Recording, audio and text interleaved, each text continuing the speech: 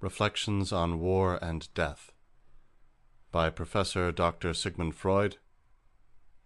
Authorized English translation by Dr. A. Brill and Alfred B. Kuttner.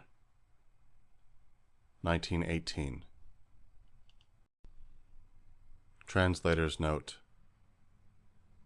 This book is offered to the American public at the present time, in the hope that it may contribute something to the cause of international understanding and goodwill, which has become the hope of the world. End translator's note.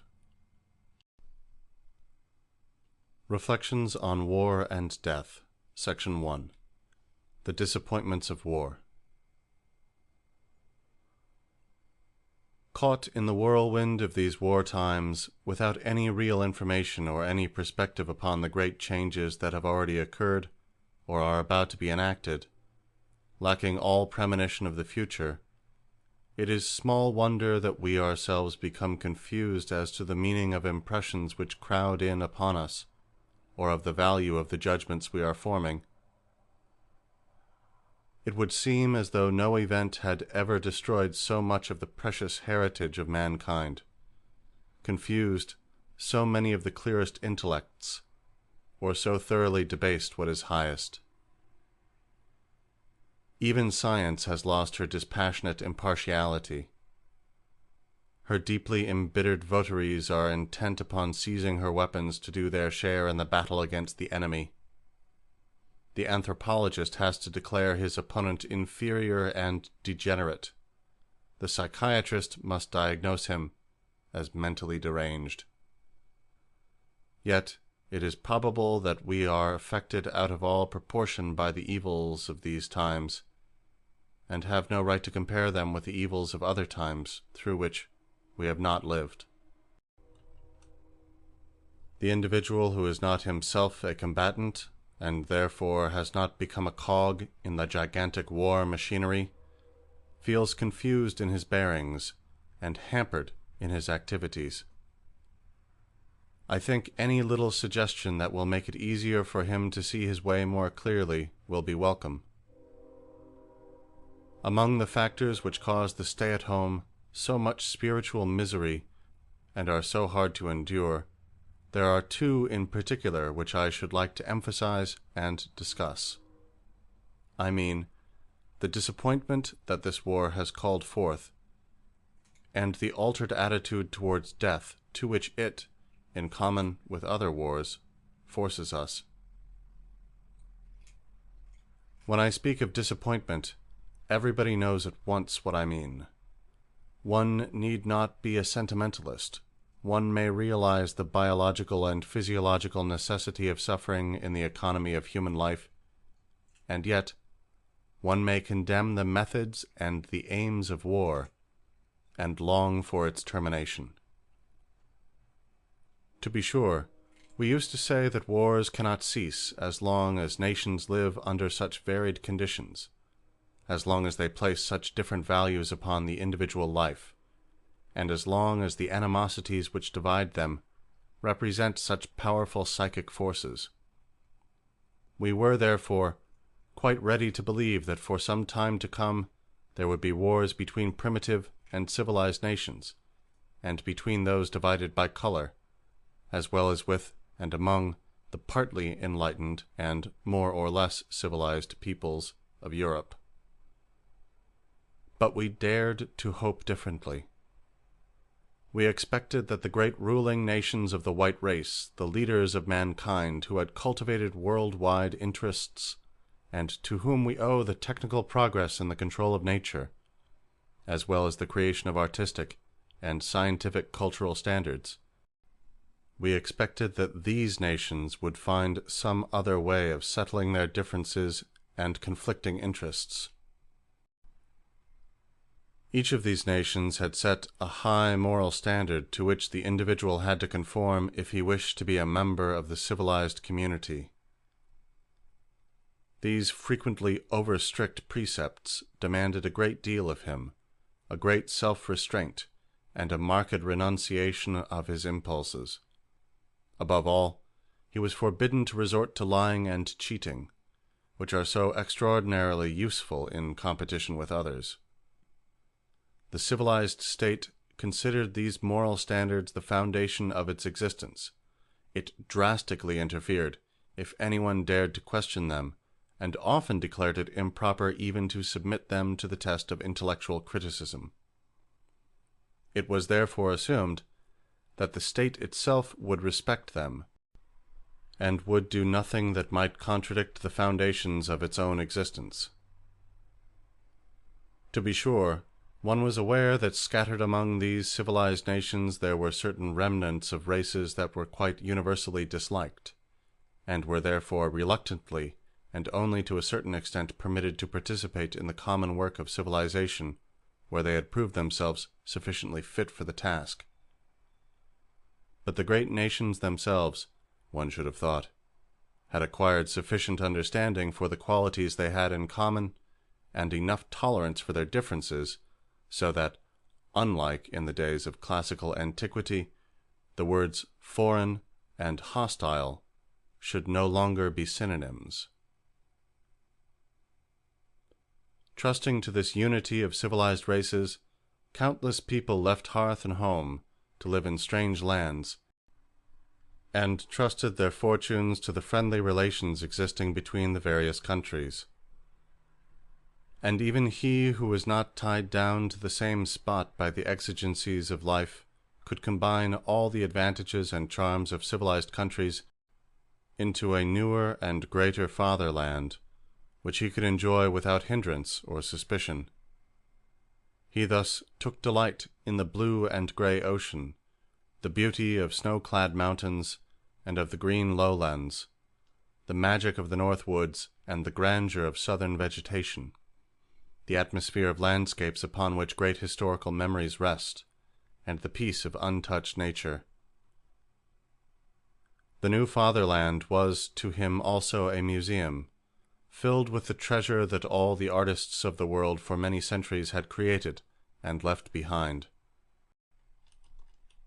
While he wandered from one hall to another in this museum, he could give his impartial appreciation to the varied types of perfection that had been developed among his distant compatriots by the mixture of blood, by history, and by the peculiarities of physical environment.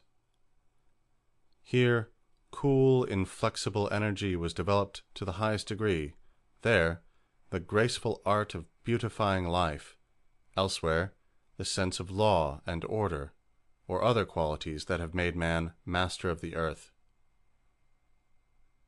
We must not forget that every civilized citizen of the world had created his own special Parnassus, and his own school of Athens.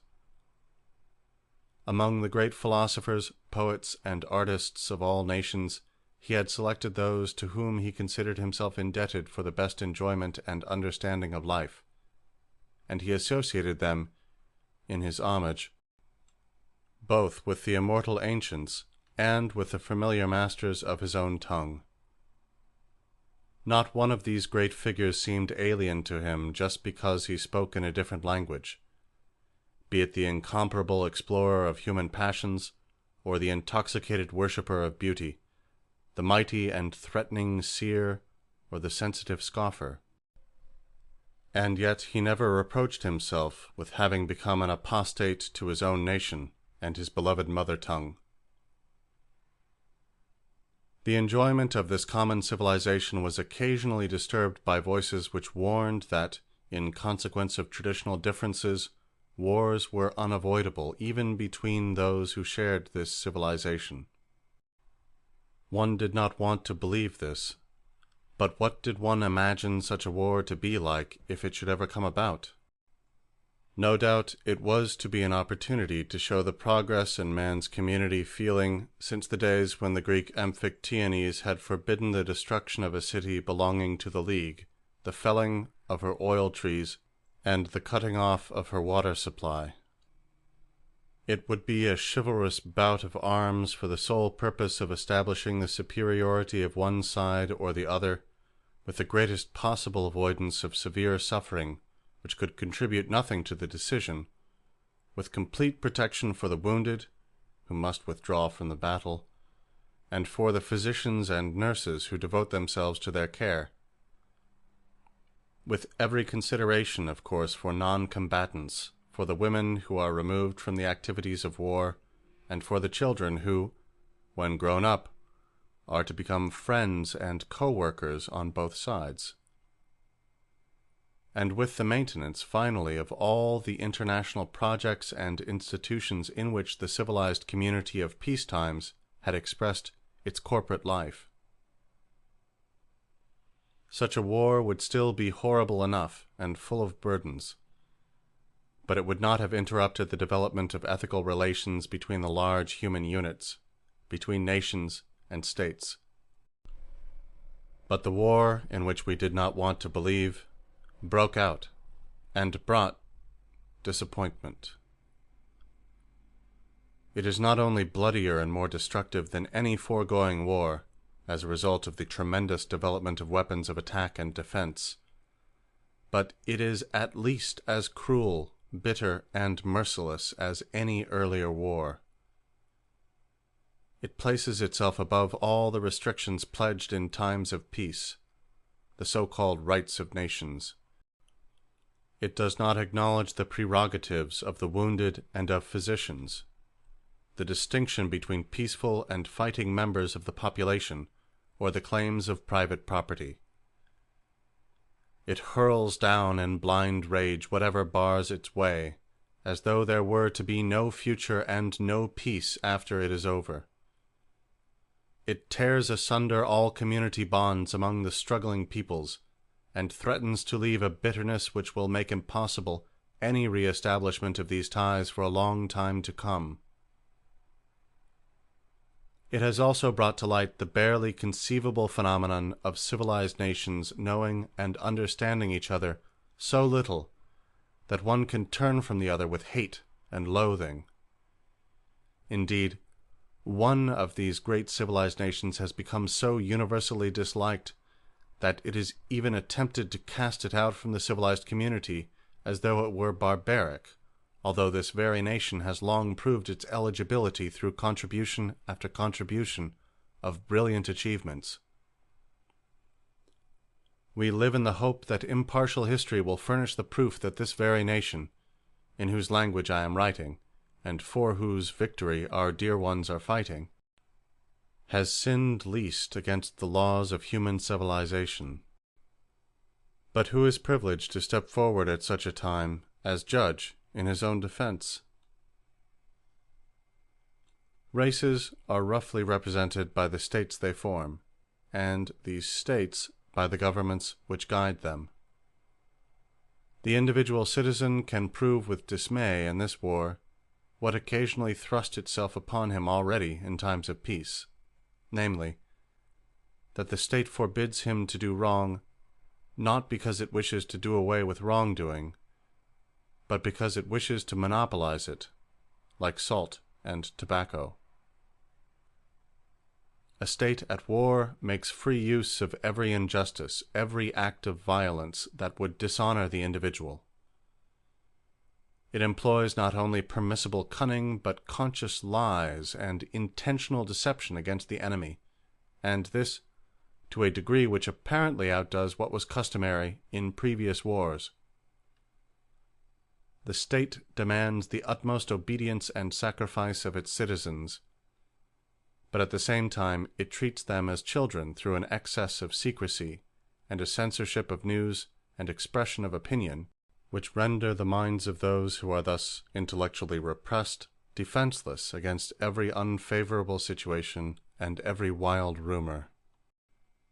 It absolves itself from guarantees and treaties by which it was bound to other states, makes unabashed confession of its greed and aspiration to power, which the individual is then supposed to sanction out of patriotism. Let the reader not object that the state cannot abstain from the use of injustice because it would thereby put itself at a disadvantage. For the individual, too, obedience to moral standards and abstinence from brutal acts of violence are, as a rule, very disadvantageous. and the state but rarely proves itself capable of indemnifying the individual for the sacrifice it demands of him. Nor is it to be wondered at that the loosening of moral ties between the large human units has had a pronounced effect upon the morality of the individual. For our conscience is not the inexorable judge that teachers of ethics say it is. It has its origin in nothing but social fear. Wherever the community suspends its reproach, the suppression of evil desire also ceases, and men commit acts of cruelty, treachery, deception, and brutality, the very possibility of which would have been considered incompatible with their level of culture. Thus, the civilized world citizen of whom I spoke before may find himself helpless in a world that has grown strange to him when he sees his great fatherland disintegrated, the possessions common to mankind destroyed, and his fellow citizens divided and debased. Nevertheless, several things might be said in criticism of his disappointment. Strictly speaking, it is not justified, for it consists in the destruction of an illusion. Illusions commend themselves to us because they save us pain, and allow us to enjoy pleasure instead. We must therefore accept it without complaint when they sometimes collide with a bit of reality against which they are dashed to pieces. Two things have roused our disappointment in this war: the feeble morality of states in their external relations, which have inwardly acted as guardians of moral standards, and the brutal behavior of individuals of the highest culture, of whom one would not have believed any such thing possible. Let us begin with the second point, and try to sum up the view which we wish to criticize in a single compact statement. Through what process does the individual reach a higher stage of morality? The first answer will probably be, he is really good and noble from birth in the first place. It is hardly necessary to give this any further consideration. The second answer will follow the suggestion that a process of development is involved here, and will probably assume that this development consists in eradicating the evil inclinations of man and substituting good inclinations under the influence of education and cultural environment. In that case, we may indeed wonder that evil should appear again so actively in persons who have been educated in this way. But this answer also contains the theory which we wish to contradict. In reality, there is no such thing as eradicating evil. Psychological, or strictly speaking, psychoanalytic investigation proves, on the contrary, that the deepest character of man consists of impulses of an elemental kind, which are similar in all human beings, the aim of which is the gratification of certain primitive needs. These impulses are, in themselves, neither good or evil. We classify them and their manifestations according to their relation to the needs and demands of the human community. It is conceded that all the impulses which society rejects as evil, such as selfishness and cruelty, are of this primitive nature. These primitive impulses go through a long process of development before they can become active in the adult.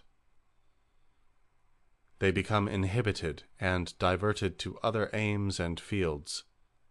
They unite with each other, change their objects, and in part turn against one's own person. The formation of reactions against certain impulses give the deceptive appearance of a change of content, as if egotism had become altruism, and cruelty had changed into sympathy. The formation of these reactions is favored by the fact that many impulses appear almost from the beginning in contrasting pairs. This is a remarkable state of affairs called the ambivalence of feeling, and is quite unknown to the layman. This feeling is best observed and grasped through the fact that intense love and intense hate occur so frequently in the same person. Psychoanalysis goes further and states that the two contrasting feelings, not infrequently, take the same person as their object.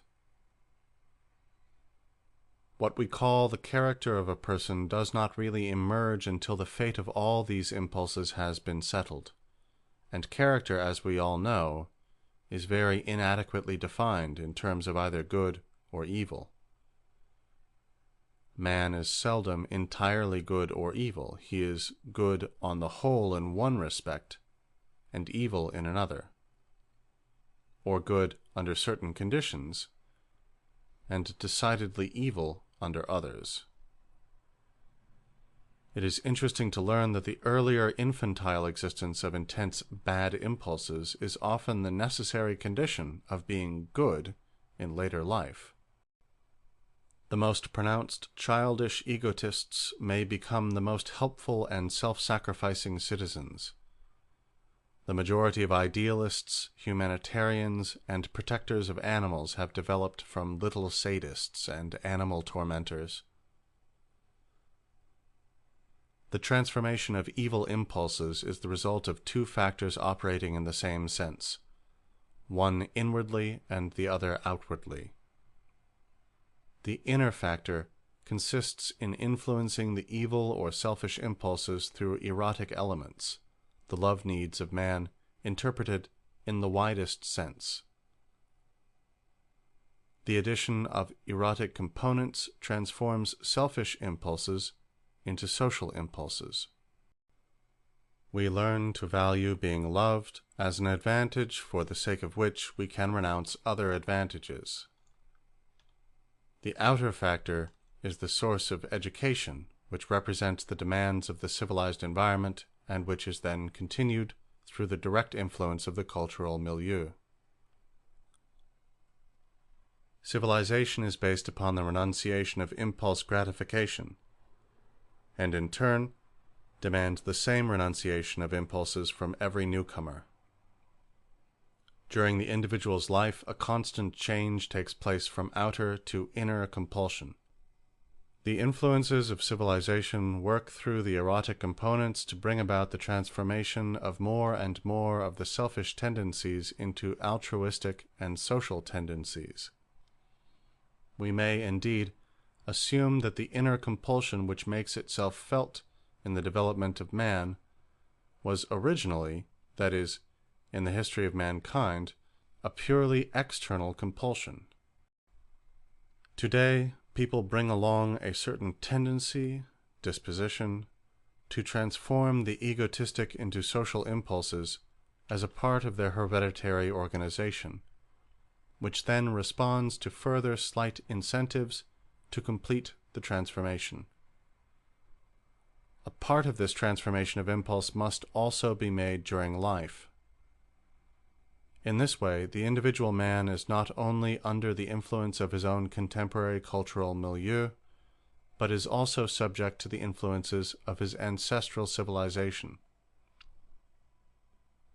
If we call a person's individual capacity for transforming his egotistical impulses under the influence of love his cultural adaptability, we can say that this consists of two parts, one congenital and the other acquired, and we may add that the relation of these two to each other and to the untransformed part of the emotional life is a very variable one. In general, we are inclined to rate the congenital part too highly, and are also in danger of overvaluing the whole cultural adaptability in its relation to that part of the impulse life which has remained primitive. That is, we are misled into judging people to be better than they really are. For there is another factor which clouds our judgment and falsifies the result in favor of what we are judging. We are of course in no position to observe the impulses of another person. We deduce them from his actions and his conduct, which we trace back to motives springing from his emotional life. In a number of cases, such a conclusion is necessarily incorrect. The same actions which are good in the civilized sense may sometimes originate in noble motives, and sometimes not. Students of the theory of ethics call only those acts good which are the expression of good impulses, and refuse to acknowledge others as such. But society is on the whole guided by practical aims, and does not bother about this distinction. It is satisfied if a man adapts his conduct and his actions to the precepts of civilization, and asks little about his motives. We have heard that the outer compulsion which education and environment exercise upon a man brings about a further transformation of his impulse life for the good, the change from egotism to altruism. But this is not the necessary or regular effect of the outer compulsion. Education and environment have not only love premiums to offer, but work with profit premiums of another sort, namely, rewards and punishments. They can therefore bring it about that a person subject to their influence decides in favor of good conduct in the civilized sense, without any ennobling of impulse, or change from egotistic into altruistic inclinations. On the whole, the consequence remains the same. Only special circumstances will reveal whether the one person is always good because his impulses compel him to be so, while another person is good only insofar as this civilized behavior is of advantage to his selfish purposes. But our superficial knowledge of the individual gives us no means of distinguishing the two cases, and we shall certainly be misled by our optimism into greater overestimating the number of people who have been transformed by civilization. Civilized society, which demands good conduct and does not bother about the impulse on which it is based, has thus won over a great many people to civilized obedience, who do not thereby follow their own natures. Encouraged by this success, society has permitted itself to be misled into putting the ethical demands as high as possible, thereby forcing its members to move still further from their emotional dispositions. A continual emotional suppression is imposed upon them, the strain of which is indicated by the appearance of the most remarkable reactions and compensations. In the field of sexuality, where such suppression is most difficult to carry out, it results in reactions known as neurotic ailments. In other fields, the pressure of civilization shows no pathological results, but manifests itself in distorted characters and in the constant readiness of the inhibited impulses to enforce their gratification at any fitting opportunity. Anyone thus forced to react continually to precepts that are not the expressions of his impulses lives, psychologically speaking, above his means, and may be objectively described as a hypocrite, whether he is clearly conscious of this difference or not. It is undeniable that our contemporary civilization favors this sort of hypocrisy to an extraordinary extent. One might even venture to assert that it is built upon such a hypocrisy, and would have to undergo extensive changes if man were to undertake to live according to the psychological truth.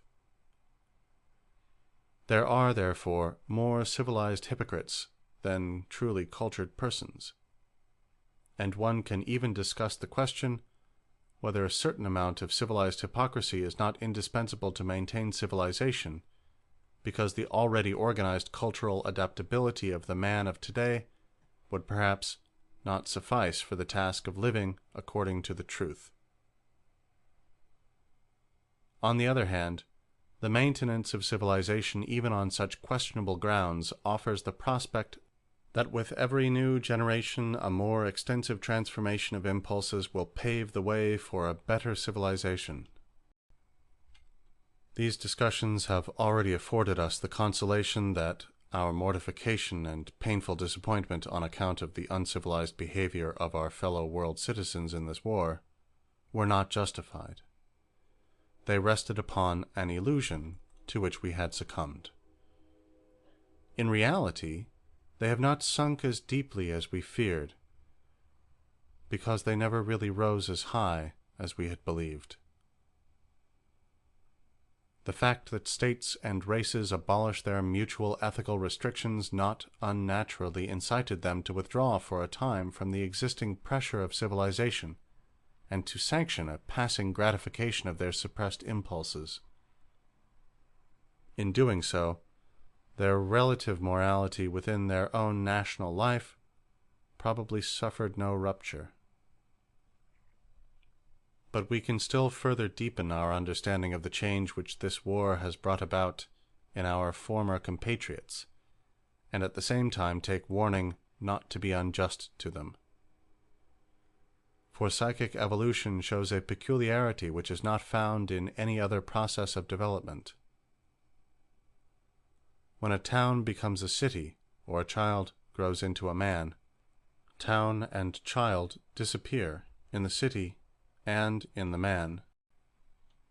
Only memory can sketch in the old features in the new picture. In reality, the old materials and forms have been replaced by new ones. It is different in the case of psychic evolution. One can describe this unique state of affairs only by saying that every previous stage of development is preserved next to the following one from which it has evolved. The succession stipulates a coexistence, although the material in which the whole series of changes has taken place remains the same.